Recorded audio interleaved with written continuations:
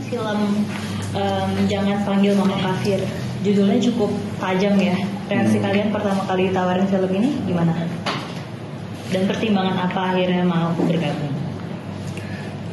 Oke, kalau dari aku mungkin sebelumnya di saat judul itu muncul ya, dapat tawaran judul, biasanya kan kita sebagai pemain dikasih timeline syuting, sinopsis dan lain-lain.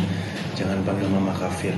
Aku langsung mikir, ini horor nih filmnya gitu kan, atau film apa nih? Tapi ternyata drama. Terus pas aku baca sinopsis, aku dapat skripnya, baca, aku langsung jatuh cinta sama ceritanya gitu. Jadi emang udah merasa kayak oke, kayaknya ini suatu tantangan sih. Terus aku nanya, oh ya lawan mainnya siapa? Michelle. Wah, oke, kenal juga. Jadi kayak it's good lah. Jadi ya akhirnya aku ambil proyek ini. Kalau Michelle? Kalau aku, karena judulnya Jangan Panggil Mama Kafir, kayak menarik banget deh. Banyak sisi yang tersentil mungkin. Rada sensitif, tapi membuat penasaran juga. Jadi untuk penonton penasaran sama judulnya, sama filmnya itu udah terwakili banget dengan judulnya. Jadi kayak ya dari situ aja mungkin menjadi pembuka yang baik menurutku.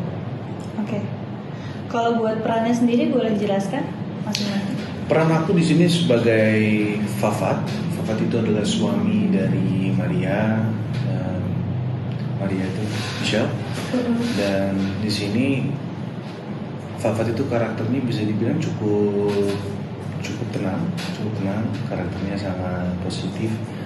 Sosok laki-laki yang memang mungkin diinginkan mayoritas kaum wanita gitu, seneng. Pengen banget nih punya sosok laki-laki seperti Fafat yang memang mungkin gak neko-neko, dia gak macam-macam, dia hanya ingin membangun keluarga kecil yang sangat yang sangat hangat gitu ke depannya, bisa punya keturunan yang mengajarkan ajaran-ajaran yang baik gitu. Jadi ya sosok laki-laki idaman bisa dibilang ya untuk para wanita gitu, karakternya juga.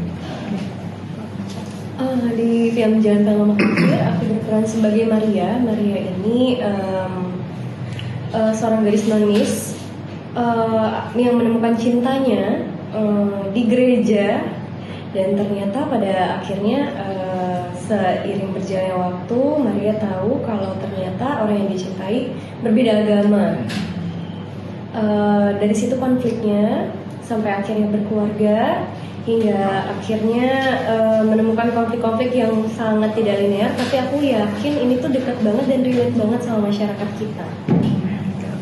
Dan di film ini kan selain menjalani hubungan beda agama, juga kayak bertukar ya. Kak Gino memerankan pria muslim, Kak Michelle memerankan wanita nonis. Itu researchnya gimana tuh mendalami perannya? Kalau dari aku ya, memang karena di proyek-proyek sebelumnya memang pernah memainkan karakter sebagai laki-laki Islam, namun tidak seperti ini gitu, sekali ini gitu. Karena ya udah, tapi gimana cara aku melakukan research? Mungkin aku selalu diskusi sama sutradara, terus pas lagi momen reading, aku selalu rajin ngobrol sama sutradara karena sebagai pemimpin di saat syuting, pimpinan produksi ini yaitu sutradara, jadi ngobrol ini harusnya kayak gimana sih, dengan sutradaranya Pak Dian Sumo, ngobrol ini gimana maunya kayak gimana, jadi dia yang mengarahkan gitu loh, harus seperti ini, harus seperti itu gitu aja sih. Kalau Kak Michelle? Kalau aku, sahabatku banyak yang nonis, terus aku juga biasanya pacaran selalu sama yang nonis, jadi kayak udah hatam lah. Oke. Dan Kak Michelle kan di sini sebagai seorang ibu yang lagi memperjuangkan anaknya ya, itu ada part tersulit apa sih Kak selama memainkan itu gitu? Part tersulitnya adalah menjadi seorang ibu, karena aku sendiri juga belum menjadi seorang ibu. Jadi kenapa sulit? Karena aku harus melakukan empati yang aku rasa aku aja masih sering melawan kan sama orang tua aku sendiri. Jadi bagaimana caranya aku mengeluarkan rasa yang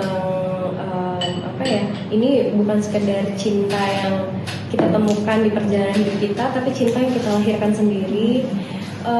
Merangkul rasa itu sih yang menurutku, oh begini jadi seorang ibu ya. Justru sambil menciptakan rasanya, sambil ngerasain pengalaman baru. Oh gini rasanya punya anak. Oh gini, aku udah nggak mau lagi durhaka.